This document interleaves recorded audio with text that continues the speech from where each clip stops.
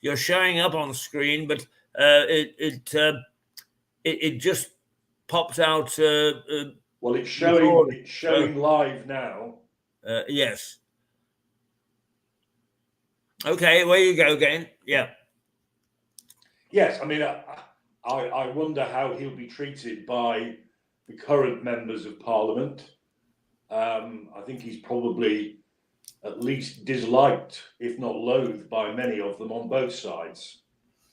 But there we are. That's life. Yes. We have to put up with him. We have to put up with Donald Trump.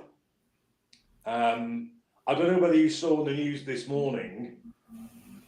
Trump's supporters have been using AI to do deep fake images of Trump being friendly with black people. And it's all fake. That they're targeting black voters because they know the black vote is what Biden's success was based on. But anyway, go ahead. They're full of trickery in the States when it comes to elections. Mind you, I suspect so are we.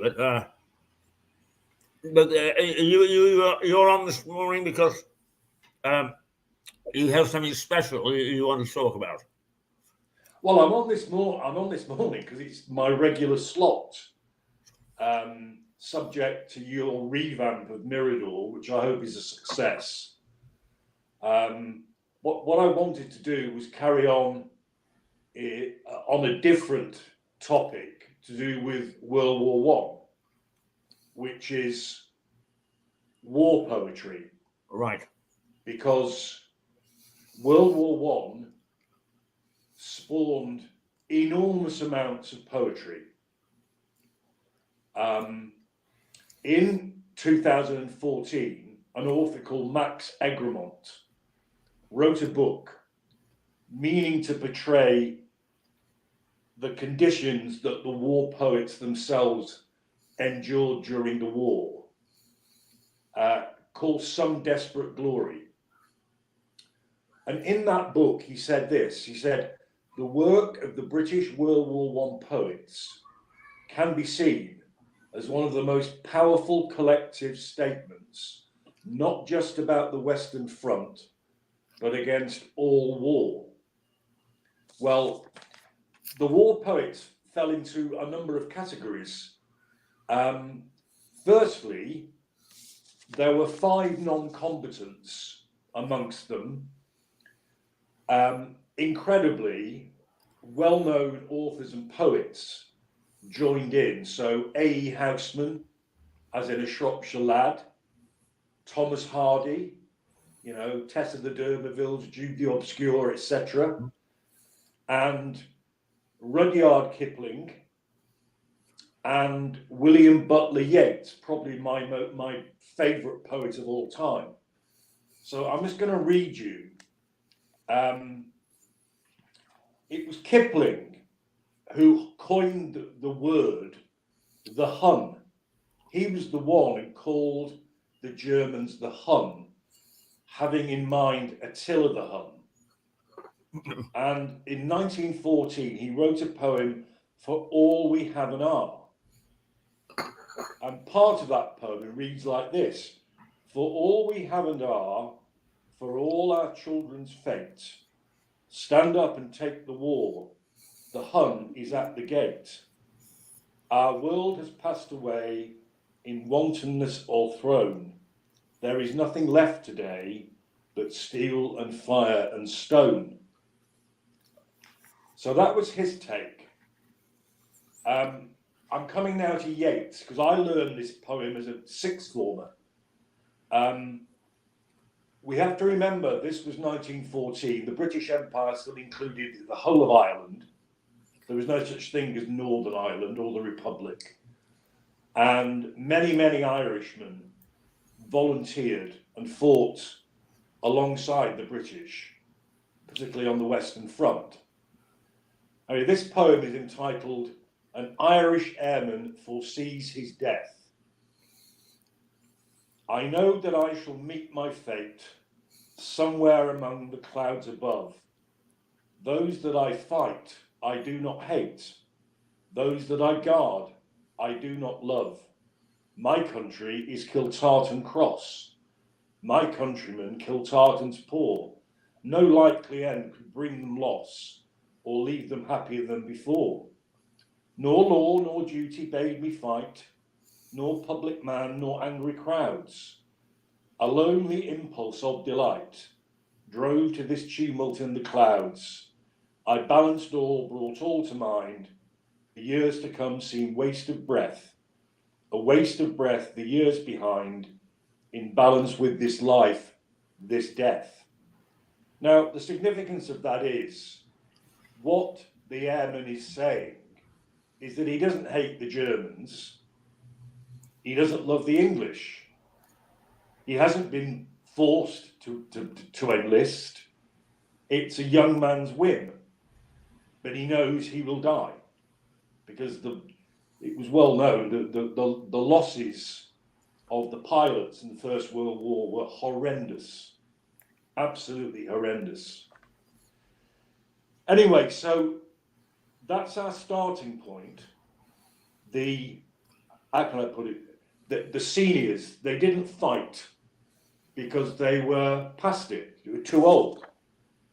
But in fact, in total, there were 18 men who did fight. There were 5 women who wrote good poetry, either from France, where they were ambulance drivers and the like, or from the home front. And their poetry, as you can imagine, is bemoaning the loss of their men, and the carnage they're seeing. But names like Charles Sawley, Rupert Brooke, who I'm sure people have heard of, Julian Grenfell, Wilfred Owen, really sad tale, Isaac Rosenberg, Cameron Wilson, Shaw Stewart, Arthur West, and Edmund Thomas were all killed on the front. Now, Rupert Brooke was actually a bit of a romantic, and I'm sure the verse I'm going to read from his poem, The Soldier, it will remind any viewers of a very well-known couplet. Whether they knew it was part of this poem, I don't know. If I should die, think only this of me, that there's some corner of a foreign field that is forever England. There shall be in that rich earth a richer dust concealed, a dust whom England bore, shaped, made aware, gave, once, her flowers to love, her ways to roam, a body of England's breathing English air, washed by the rivers, blessed by sons of home. So that was a rather romantic outlook, really to encourage recruitment, to make it seem that all the sacrifice was worth it.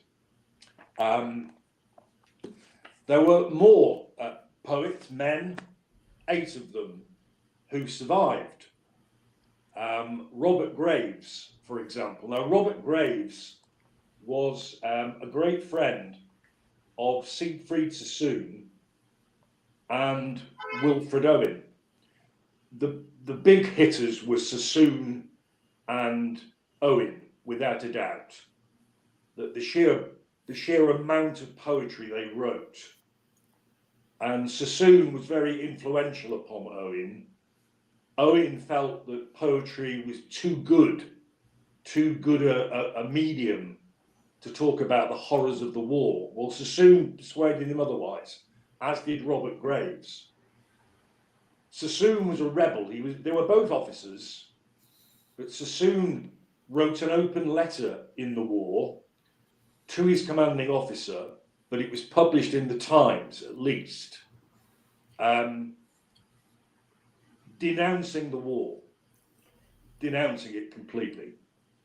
And that was seen by the army as an act of willful defiance of military authority. Now, had he been a rank, he would have been court-martialed and probably shot. But they decided he was so shell-shocked and out of his mind that he was sent to a hospital, a mental hospital in Scotland called Craig Lockhart. And there he was joined by Wilfred Owen, who also suffered at the time from, well, they called it neurasthenia, but it's shell shock, it's PTSD basically. And in fact, the story of Sassoon and Owen, who both went back to the front, because Sassoon was very loyal to his men. Pat Barker, the author, Pat Barker, female author, wrote a superb trilogy book called Regeneration.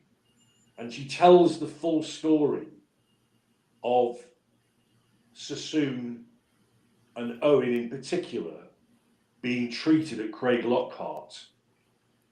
But Wilfred Owen is the tragedy. He was killed only a week or so before the armistice. He was shot by a sniper. And this just sums up to me the tragedy of that war. All wars are tragic, but this particularly was. Because, I mean, both sides, particularly the Americans, who were, as ever, gung-ho and fresh as a daisy, they fought till literally the last minute, you know, of the 11th hour, of the 10th hour. And his mother received the telegram telling her he'd been killed from a telegraph boy at the front door as the bells of the local church were ringing out to announce the armistice.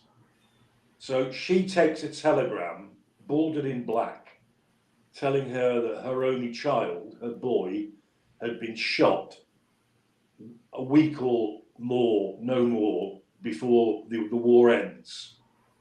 And in the background, she can hear the church bells celebrating the end of the war. Now, that is just devastating to me. Absolutely devastating. Anyway, Robert Graves wrote a pretty realistic poem called A Dead Boche. Boche was, they called them the Hun or the Boche. The Boche was really a French word. Anyway, to you who read my songs of war and only hear of blood and fame, I'll say, you've heard it said before, war's hell. And if you doubt the same, today I found in Mamet's wood a certain cure for lust of blood, where, propped against a shattered trunk, in a great mess of things unclean, sat a dead Boche. He scowled and stunk, with clothes and face a sodden green, big-bellied, spectacled, crop-haired, dribbling black blood from nose and beard. Now, I think you'd agree that's pretty graphic. Mamet's wood, together with another wood was actually known as Deville wood, but they called it Devil's Wood. Those two woods were just fortresses within the trees for the Germans and were responsible for the deaths of so many British, Welsh and South African soldiers. Anyway, Sassoon hated the war, and as I've just said, he wrote that open letter which got him into trouble, but he did go back because of his loyalty to his men. And let me just find it. Yeah. There's loads of this poetry. It's been very hard to be selective, but the one that I've always liked, because it really, you may remember in an earlier program, I used the phrase lions led by donkeys. like on the Somme, and the slaughter on that first day of the Somme in 1916. Well, Sassoon wrote a poem called The General. Good morning, the General said, when we met him last week on our way to the line. Now the soldiers he smiled at are most of them dead, and we're cursing his staff for incompetent swine. He's a cheery old cahard, grunted Harry to Jack, as they slogged up to Arras with rifle and pack, but he did for them both by his plan of attack. So that's in what, 7 lines? Mm-hmm. 7 stanzas, sums Yeah. it up to me. Now, where are we?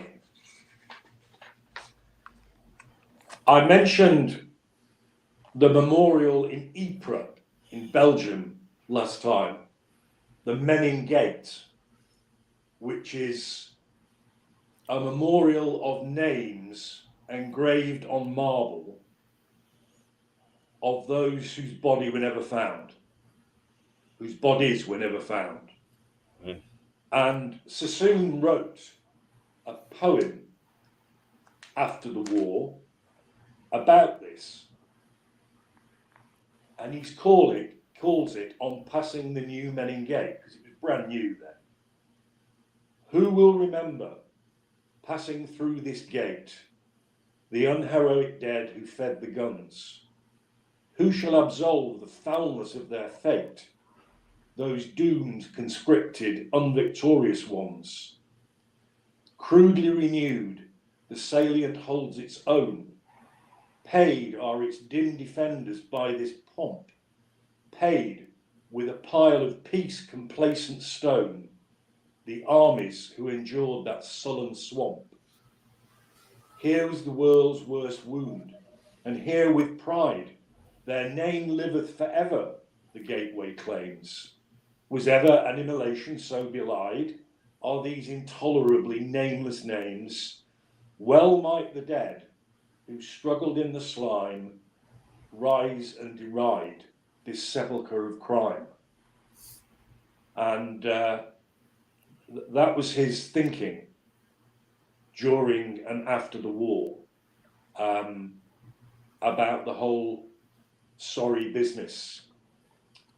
I mentioned the female poets. Well, one of them was a lady called May Cannan, and she wrote a poem called Perfect Epilogue on an armistice day after the war.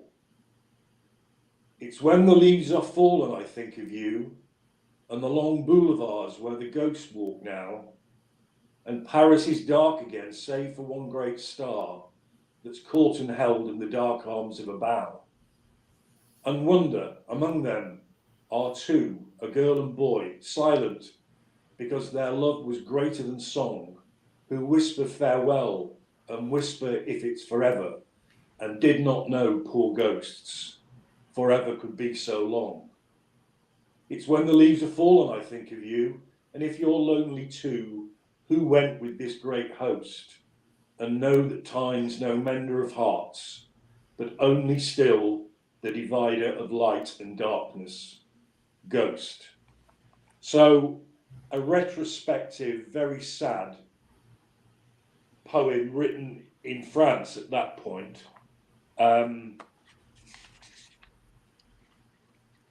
She also wrote one called The Armistice, and it's about women working in an office. The news came through over the telephone. All the terms had been signed. The war was won. And all the fighting and all the agony and all the labour of the years were done. One girl clicked suddenly at a typewriter and whispered, "Jerry's safe," and sat and stared. One said, "It's over, it's the end. The war is over, ended." And a third, "I can't remember life without the war." And one came in and said, "Look here," they say, "we can all go at 5 to celebrate.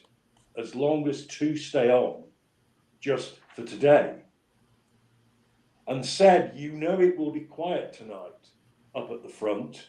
First time in all these years, and no one will be killed there anymore," and stopped to hide her tears. She said, "I told you, he was killed in June." Another said, "My dear, I know, it's over for me too. My man was killed, wounded and died at Ypres 3 years ago. And he's my man and I want him," she said, and knew that peace could not give back her dead. And that's exactly how Wilfred Owen's mother must have felt, isn't it? Yeah. Um, Tell me this, Philip. You mentioned that Rupert Brooke and was it Sassoon collaborated. Did they know one another beforehand? Were they out of academia and off? They went to war together. Did they no, front far from it. or- No, it was all through the war. There were essentially four of them. There was Rupert Brooke, who was killed. There was Wilfred Owen, who was killed. Robert Graves was a great friend of Owen's already. And Owen met Sassoon at Craig Lockhart, where Graves would visit. So that's the link. But it was, as I've said, it was Sassoon with a bit of Graves thrown in that encouraged Owen to write his poetry. And as we'll come to hear, it's pretty powerful stuff. I mean, on a slightly lighter note, there was a poet called Robert Service who also survived the war, thankfully. And it was him, he wrote, "It's a long way to Tipperary. It's a long way to Tipperary, and it became a song, as you know. Yes, right. It's a long way to Tipperary and the sweetest girl I know. Goodbye to Piccadilly, farewell Leicester Square. It's a long, long way to Tipperary, but my heart's right there." And he translated it into French. "C'est un chemin long to Tipperary. C'est un chemin long, c'est vrai. C'est un chemin long to Tipperary, et la belle fille que je connais. Bonjour Piccadilly, au revoir Leicester Square. C'est un chemin long to Tipperary, mais mon cœur is there." So that's a slightly lighter note. Yeah. Philip, I want to try and stay up with you as you go along, because the poems are quite fascinating. But the Education Act wasn't until 1948, as I recall. That's correct. And we're talking about 1914, 1918. Yes. Would these poets have resonated with the ordinary man? Yes. Yes. You know, certainly Graves and Owen would have. Now, Lawrence Binyon, who again thankfully survived the war, wrote a poem, "For the Fallen." I won't read it all, but I'm going to read one verse. No, I'm going to read two verses. And the second verse, again, people may recognize as being part of Remembrance Day. "They went with songs to the battle. They were young, straight of limb, true of eye, steady and aglow. They were staunch to the end against odds uncounted. They fell with their faces to the foe. They shall not grow old as we that are left grow old. Age shall not weary them, nor the years condemn. At the going down of the sun and in the morning, we will remember them." You'll recognise that. Well, I will, because I'm privileged to read that each Remembrance Day at Remembrance Sunday in St Michael's Church. Oh, of course you are. Blimey, I've forgotten that. And I find it quite moving, actually. Yeah, it's extremely moving. It's extremely moving. Now, where are we? Yes, Edward Thomas, who sadly was killed on the Western Front, wrote In Memoriam, 1915, "The flowers left thick at nightfall in the wood, this Eastertide call into mind the men, now far from home, who with their sweethearts should have gathered them, but will never do again." Pretty sad. Now this poem by a Wilfred Gibson, who again thankfully survived, sums it up really. It's just called Breakfast. I mean, you ask whether this would appeal to the common soldier, the common man.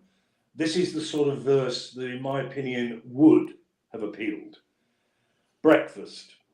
We ate our breakfast lying on our backs because the shells were screeching overhead.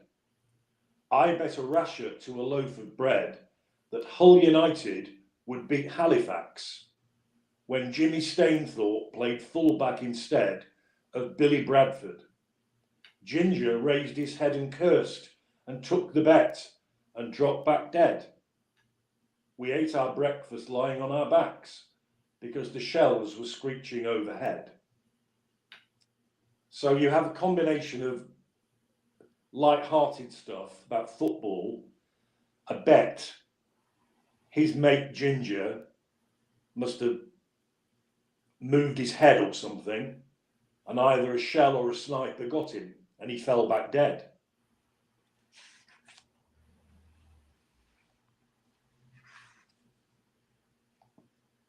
Right, on to Wilfred Owen. As I said, killed not long before the armistice by a sniper. Wrote marvellous poetry. I'm going to read at least two. His two most famous poems, in my opinion, were Anthem for Doomed Youth and Dulce et Decorum Est. Anthem for Doomed Youth reads like this: what passing bells for those who die as cattle? Only the monstrous anger of the guns, only the stuttering rifle's rapid rattle can patter out their hasty orisons. No mockeries now for them, no prayers nor bells, nor any voice of mourning, save the choirs, the shrill, demented choirs of wailing shells and bugles calling for them from sad shires. What candles may be held to speed them all, not in the hands of boys, but in their eyes, shall shine the holy glimmers of goodbyes. The pallor of girls' brows shall be their pall, their flowers the tenderness of patient minds, and each slow dusk a drawing down of blinds. I mean, I choke up with this poem. I'll be quite frank with you. I mean, in just two lines, listen, the pallor of girls' brows shall be their pall. You know, the washed out, grieving faces of their women. And each slow dusk a drawing down of blinds. Because in those days, it's gone out of fashion now, but if you lost somebody, you drew the curtains. You drew the curtains or pulled the blinds down for the next 2 days or so. I remember that, actually. Yeah. Yeah. Yeah.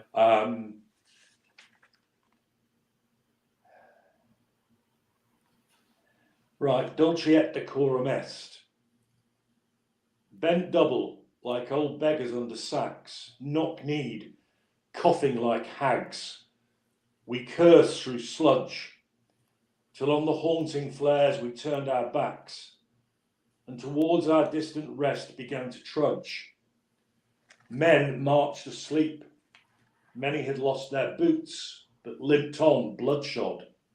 All went lame, all blind, drunk with fatigue, deaf even to the hoots of tired, outstripped 5.9s that dropped behind. A 5.9 was a particularly nasty type of German shell. Gas, gas, quick boys. An ecstasy of fumbling, fitting the clumsy helmets just in time.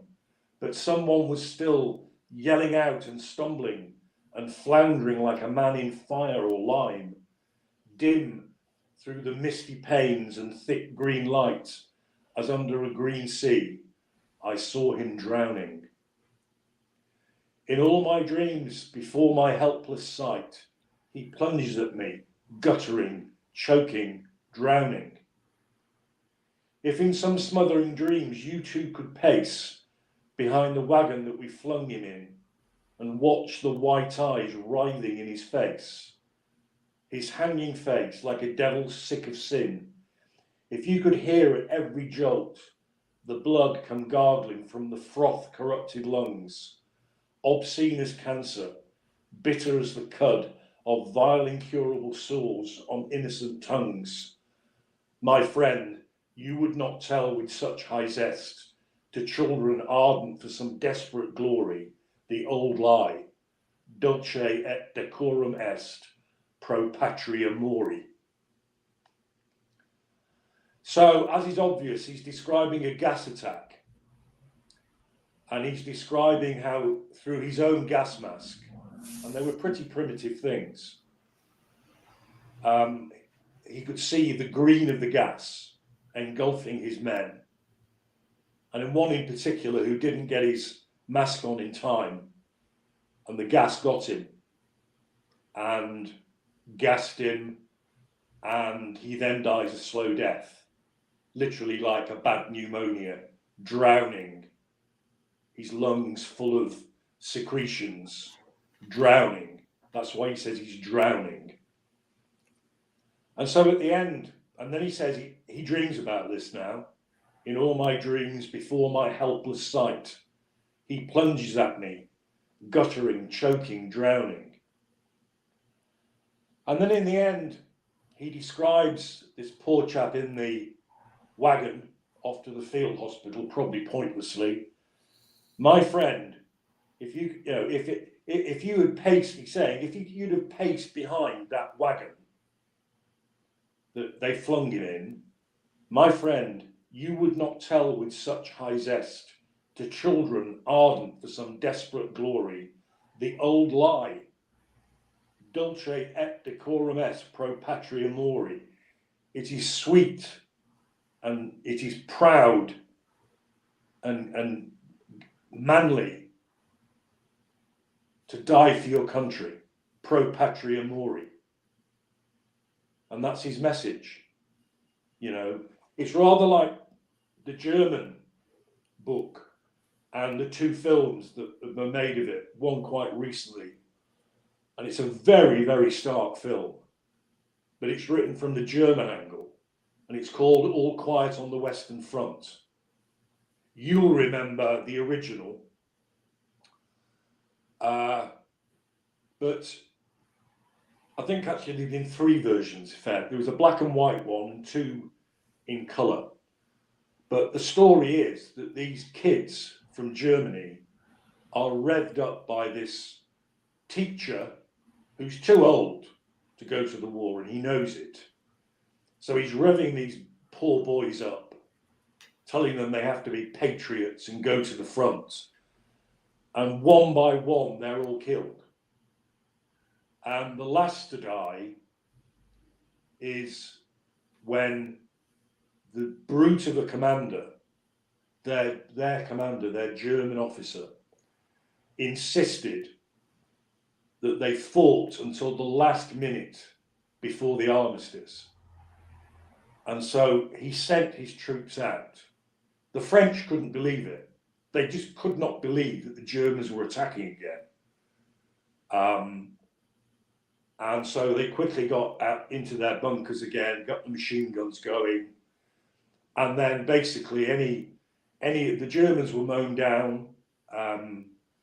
Some got into the trenches, and this included this one lad, now very war weary.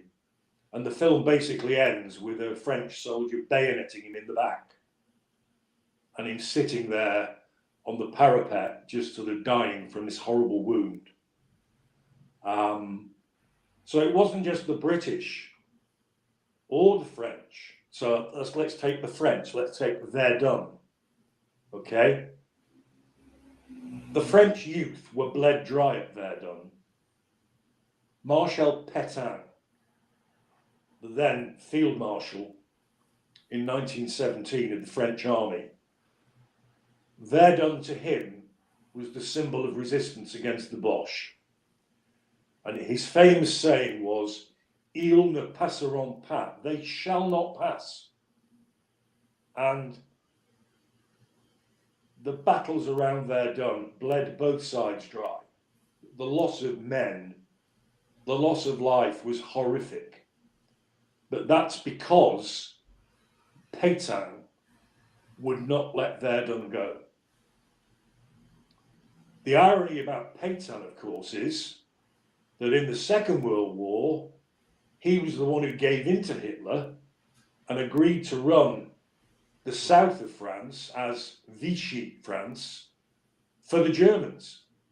That was the deal he struck. Extraordinary, really. Yeah. But so this sort of whipping up of national fervour. So we've gone from August 1914,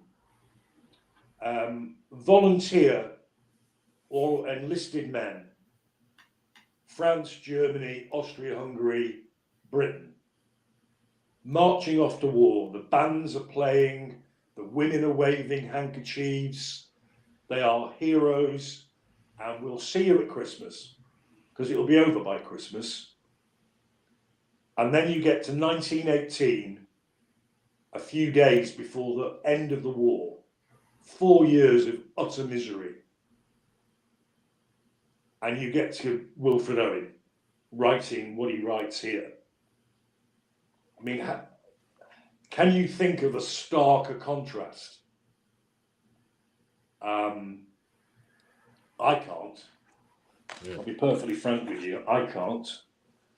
But talking of contrasts, Philip, the emotions that the First World War evoked, as through the words of the poets that you've quoted, is to you somebody who is a non-combatant, as it were. You see stark differences between the First World War and the Second World War. Well, I see differences in tactics. I see massive differences in armaments. I mean, the progress of all of this in the First World War was quite extraordinary, because we start with no radio communication. We start with primitive observation aircraft, which was shot down. For example, even at the Somme in 1916, officers and men were stuck up trees with binoculars, and the soldiers had different coloured patches on their backs. And that's how they thought that certain enemy trenches had been taken when they hadn't. Bombardments, very primitive, 2 types of shell, mainly the high explosive shell, very inefficient. Again, as we talked about last time on the Somme, all the top brass thought there can't be a man living out there. We bombed the crap out of them.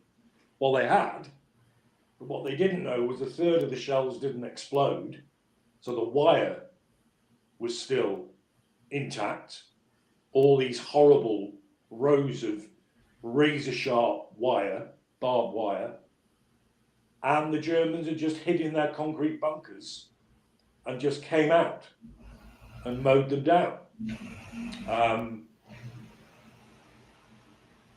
No tanks at the beginning of the war, and so on. But as the war developed, the army became more professional. They developed better lines of communication. The radio or the telegraph wires came in. That was vital. The bombardments, they discovered what was called the creeping barrage. So whereas in the early days they would just shell the crap out of the enemy positions, then the bombardment would stop, and then the infantry was trying to catch up. So in that gap, the enemy get out, get their machine guns ready, and mow you down. That's what happened at the Somme. Okay? The creeping barrage, if they got it right, the infantry would start to advance, and ahead of it would be a creeping barrage from behind it. So that barrage would be destructive, but also protect the infantry, because they were directly behind the barrage, which was shelling the opposition. So by the time the barrage literally was hitting the opposition trench, the infantry were there already. So there was no gap, there was no chance for them just to hop out of their trenches and kill you again. And then of course the tanks. The early tanks were again very primitive. They weren't even called tanks originally, they were called land ships. But even they became really quite sophisticated by the end of the war. And the Germans had them, the French had them. So, as has often been said, war is a real pusher of progress. A real pusher. So, all of that came to pass by the time of the Second World War. There were better aircraft, there were very efficient tanks, much better artillery, much better ammunition all round, better rifles. Although it has to be said that the British troops were still using the Lee Enfield. It's still a wonderful weapon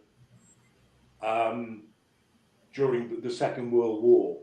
But there was no trench warfare because of the tanks and the mobility of the Second World War compared to the First. There was no point digging in because the tanks would just get you. And the tactics, let's take the Blitzkrieg, Hitler's Blitzkrieg. Stuka bombers, regular bombers, and massive tank attacks in unison. So the Stukas go in, the Heinkels go in, and the tanks come forward, followed by the infantry. Razor sharp, very quick.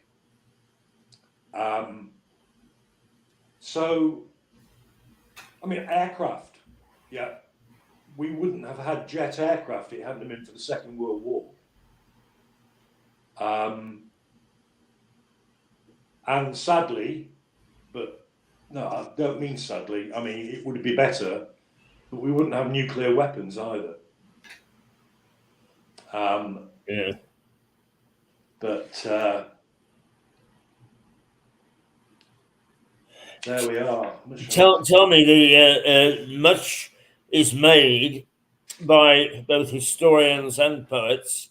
If one can actually be called a poet, can be called a historian. Of the mud that prevailed on the battlefields, was there any of that in the Second World War? That's a very good question. I don't know but that may be because the World War II has never really interested me. But I don't believe there were war poets.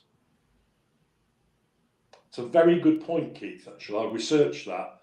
Maybe there were, but not that were published like all these. Yes, yes. I mean, it wasn't imposed upon the conscious. I mean, even the other day, I was reading bits and pieces about the First World War and how people drowned in the mud. You don't read any of that in the accounts of the Second World War. No, because Passchendaele, the Third Battle of Ypres, the salient that was referred to by Sassoon, the Menin Gate, it just became a quagmire. There was no drainage. The weather was foul. The shells just churned the earth up. And so you basically had quagmires. And they used duck boards all the time to get around. But if you fell off the duck, you'd had it. And there were stories of horses drowning in the mud. No, terrible times. I mentioned the female poets. Another one was Margaret Postgate Cole. And in 1915, she wrote, again, this is the female theme. This is the loss. Called the foot. And again, the analogy is leaves, falling leaves. It's interesting because what we call autumn leaves, in French, it's les feuilles mortes. The dead leaves is what the French call them. Anyway, the falling leaves, November 1915. Today, as I rode by, I saw the brown leaves dropping from their tree in a still afternoon, when no wind whirled them whistling to the sky, but thickly, silently, they fell like snowflakes wiping out the noon, and wandered slowly thence, for thinking of a gallant multitude, which now all withering lay, slain by no wind of age or pestilence, but in their beauty strewed like snowflakes, falling on the Flemish clay. Powerful stuff. Anyway, that's my selection of relevant poetry. I could go on forever, but yeah. Well, I mean, I think you've given a very good feel for what war was like in that First World War, Philip. I mean, war is war, and I mean, at this very moment in time, where the newspapers are full of the horrors of modern warfare, but I think that the evocation, if that's the correct word, of some of that poetry just shows the impact that the First World War had on the individual, on the soldier, and indeed the civilian, and they would express themselves the way that they have. I don't think there is quite the selection of Second World War poems as there are first, are there? well, my opinion is that there is not. As I've said, that could be because I'm ignorant of the World War II stuff, because I've never really followed much other than the Hitler stuff of the Second World War. But what I'm coming on to say, I'm just trying to find it. You have to remember that a lot of this was censored. A lot of this was censored by the authorities. And writing poetry was, if you like, a tactic to avoid the censor. Right. Now, there's an example in this book, if you'll bear with me. An example of the censor at work. That's right. Isaac Rosenberg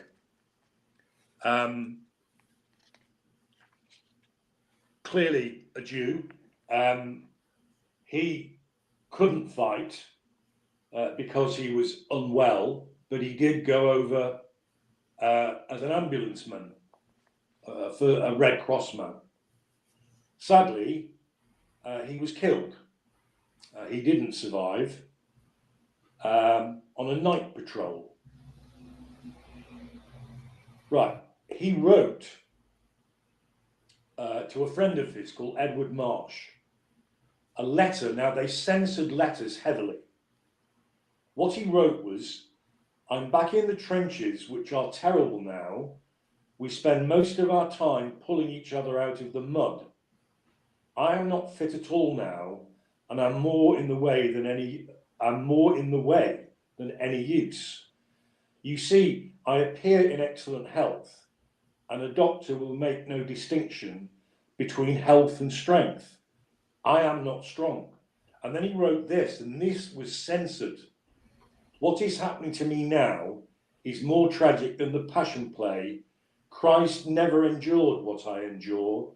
It is breaking me completely." Well, they deleted those two lines for two reasons. One, it was defeatism, as they perceived it, and it was a Jewish man talking about Christ. That's an example of what they did, but they couldn't and didn't censor the poetry because the poetry was never sent. The poetry was published eventually. Uh-huh. And by it being public, so the poets would keep their poetry to themselves or share it between themselves, but the general public would only begin to read this stuff when the poems were published. Yes. But did they not censor the poets' books? No, because they were private. They had no right to look at the books. The military censors applied themselves to letters or anything in writing that was sent home. But most of these poets got wise of this. And like I say, they either shared it between themselves or they kept it private until they could have them published. Uh-huh. So quite how much of this stuff was published during the war, I can't help you with. Some of it would have been. Immediately afterwards. Yes. But some of the poetry is patently about things that are happening. I know that there is one, I'm not quite sure who the author was, where it talks about, my father is no more. And that obviously is immediate. Yes, at the time of the writing, but not necessarily the time of its publication. Publishing. Oh, right. Yes, of course. Yes. Good point.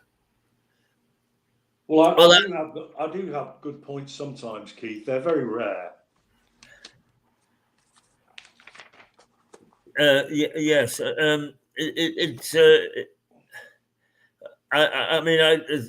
What's the famous French trial for treason or Dreyfus? Yeah, Dreyfus. You can see the smack of a similar thinking through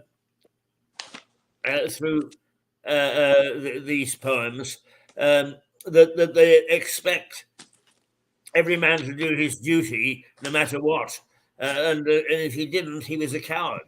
That is exactly right. Now, hang on, you've reminded me of something. Bear with me, please.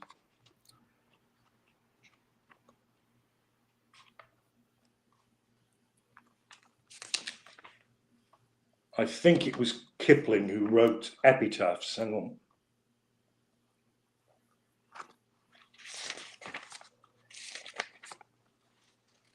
Yeah.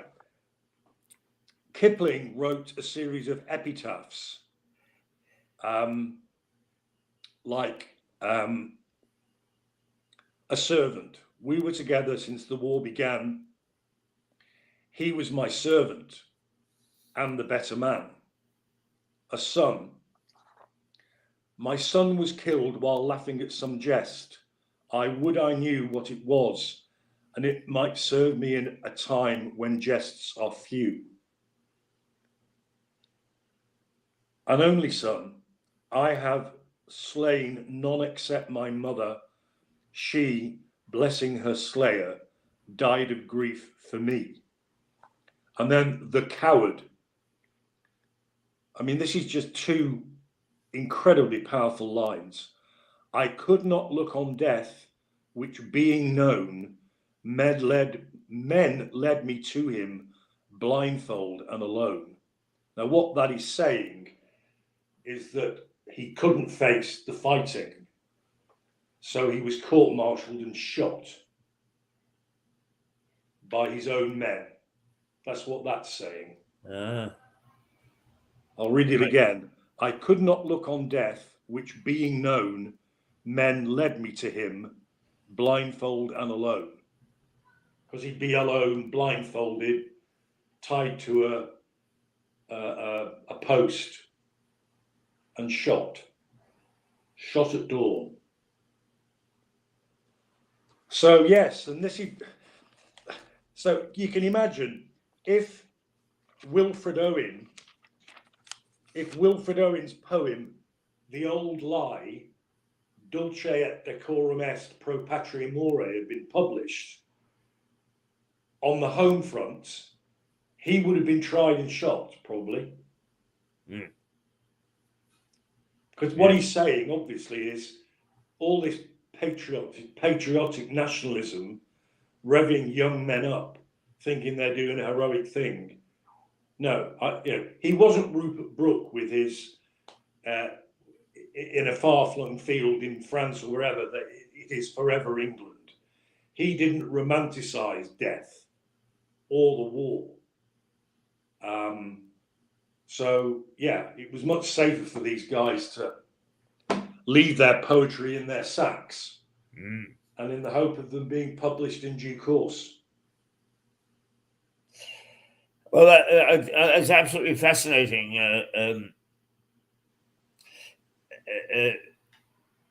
The breadth of poetry that reflects what the First World War was all about, Philip, is stunning. Yes, well, I knew about a lot of it already, but because I knew I was intending to do this sort of program, I did buy this book, which is not very expensive. It's in paperback, and it's Poetry of the First World War, an anthology. It's published by Oxford Classics, and its editor is a Tim Kendall.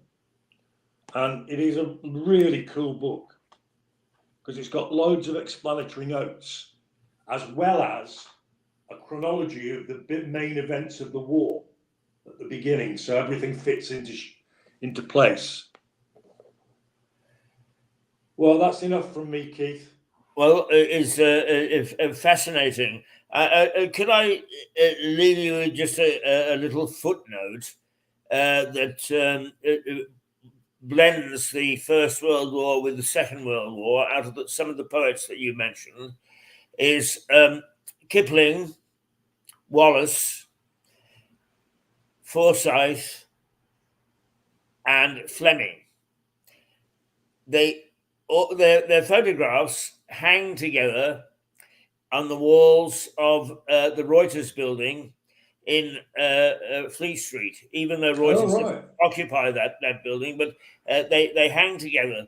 And the reason they hang together is that they were all Reuters men. Right. They were all novelists, and they were all spies. Yes. That is very interesting.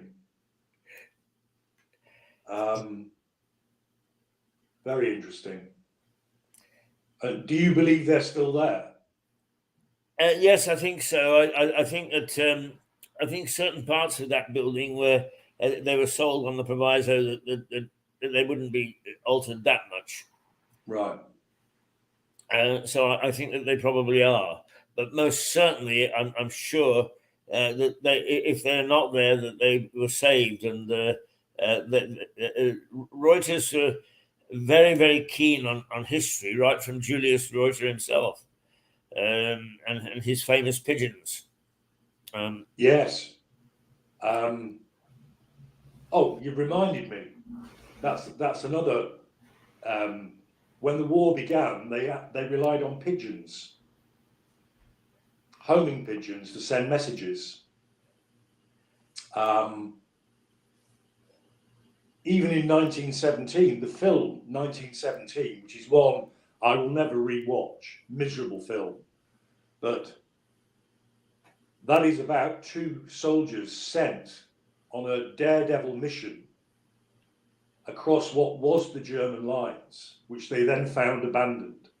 Because what the Germans had done was they'd done a strategic withdrawal to resist a British offensive 50 odd miles down the front. So these two soldiers were sent because there was no way they could tell the commander of the offensive about what the Germans had done. So these men were like human carrier pigeons. And one of them was killed en route. And in the end, one gets through. The first wave had gone over and were absolutely mullered. But the message managed to stop the second and third waves. That's the film. Now, journalistic license, if I may call it that, of course. But there was a similar true story. There was actually a similar true story. Right. Keith, what I'd like to do, unless you've got somebody waiting in the wings, could we go off air? But can I have a chat with you? Yes. Let me say to viewers, we'll do what we sometimes do. We'll disappear for 10 minutes and come back in time to go to Harry Atterton in Normandy. So let me let me sign off. And is that it? Yes, I think so. From Lewis in the Black Horse Pub.